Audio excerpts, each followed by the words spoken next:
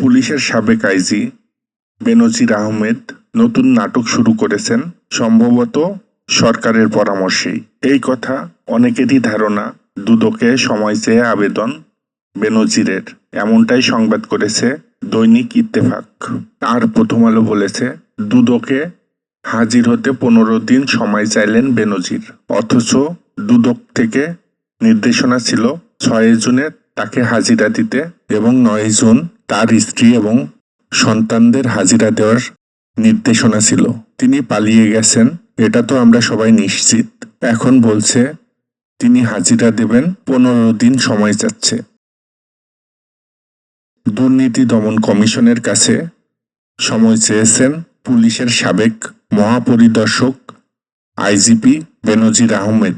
আজ বুধবার রাজধানীর সেগুনবাগিচায় দুদক কার্যালয়ে বেনজিরের পক্ষে তার আইনজীবী 15 দিনের সময় চেয়েছেন।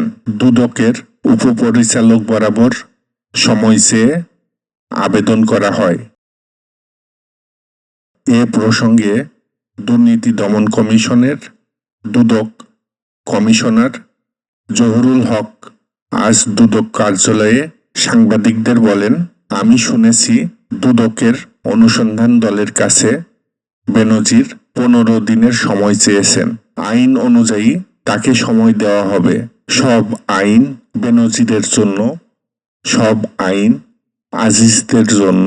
বেনজির আহমেদ যে দেশ ত্যাগ করলেন, বেনজির আহমেদ যে পালিয়ে গেলেন, সরকারের কাছে এর কোনো তথ্য থাকে না, কারো কাছে নেই। এখানে কোনো আইন কাজ করে না।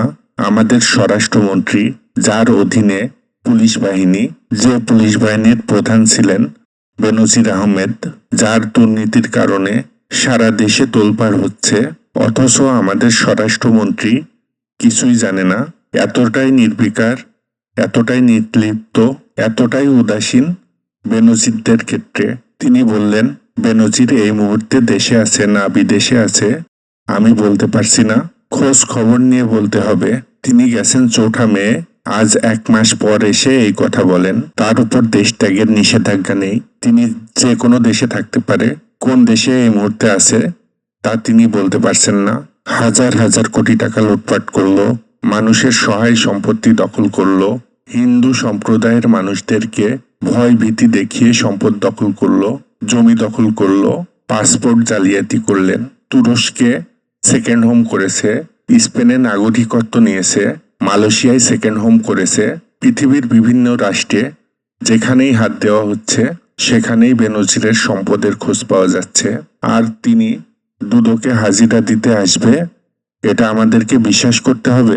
আর যদি আসেনও, তিনি বীর দর্পে আসবেন আর বীর দর্পে চলে যাবেন। তার নিরাপত্তার জন্য যে ফোর্স মোতায়েন করা হয়েছে, সেই ফোর্সও তো এখনো প্রত্যাহার করা হয়নি।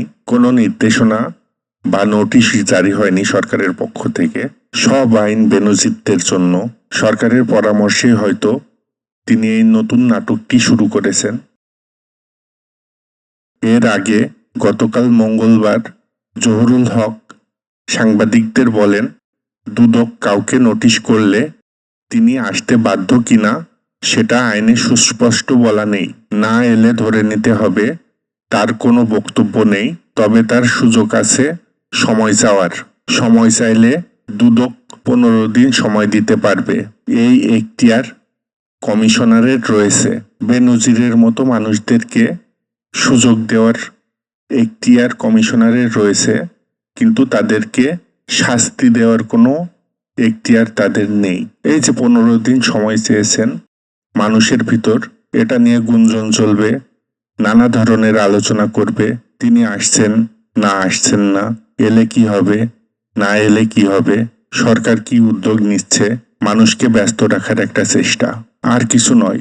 এজন্যই বললাম, সরকারের পরামর্শে হয়তো তিনি এই নতুন নাটক শুরু করেছেন। গত 28 মে বেনজির ও তার স্ত্রী সন্তানদের জিজ্ঞাসাবাদের জন্য তলব করা হয়।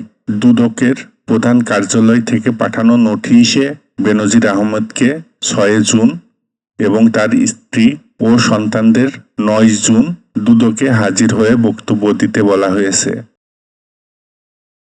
বেনজির আহমেদ ও তার স্ত্রী সন্তানদের নামে গোপালগঞ্জ, মাদারীপুর, ঢাকাসহ কয়েকটি জেলায় 621 বিঘা জমি, ঢাকার গুলশানে 4টি ফ্ল্যাট, 33টি ব্যাংক হিসাব, 19টি প্রতিষ্ঠানের শেয়ার ও 3টি বিও হিসাব, শেয়ার ব্যবসা করার বেনিফিশিয়ারি ওয়ারেন্টস অ্যাকাউন্ট ও 30 লাখ টাকার সঞ্চয়পত্রের সন্ধান পেয়েছে দুদক।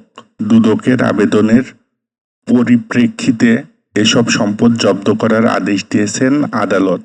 আদালতের এই আদেশ আসার আগে গত 4 মে বেনজির আহমেদ দেশ ছেড়েছেন বলে আইন শৃঙ্খলা রক্ষাকারী বাহিনীর ওই সূত্র জানিয়েছে।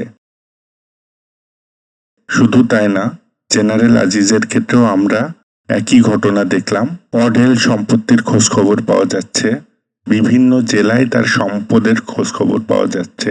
কোনো কোনো জায়গায় 10 তলা বাড়ি, কোনো কোনো জায়গায় বাংলো, একটা দুটো নয়, একাধিক। তার ভাইদের নামে অঢেল সম্পত্তি, তার ভাইদের স্ত্রীদের নামে অঢেল সম্পত্তি। কোনো উদ্যোগ নেই সরকারের পক্ষ থেকে। সরকারি চাকরি করার পরেও তিনি প্রাইভেট চাকরি করেন বলে পাসপোর্ট নিলেন। সেই পাসপোর্ট নিয়ে তিনি বিশ্ব ভ্রমণ করে বেরিয়েছেন। সেই বিষয় নিয়েও তার বিরুদ্ধে কোনো মামলা হয়নি, কোনো সে নেই। ওবায়দুল কাদের কি বললেন? বেনজির আজিজ আমাদের লোক নয়, আওয়ামী লীগের কেউ নয়। এ ধরনের অদ্ভুত কথা আমাদেরকে শুনতে হচ্ছে, এ ধরনের অদ্ভুত কথা আমাদেরকে শোনানো হচ্ছে। আর সময় চেয়েছেন 15 দিনের। এগুলো কি আমাদেরকে বোঝাতে থাকবে আর আমরা বুঝতে থাকবো? যদিও তাতে আমাদের কিছু যায় আসে না।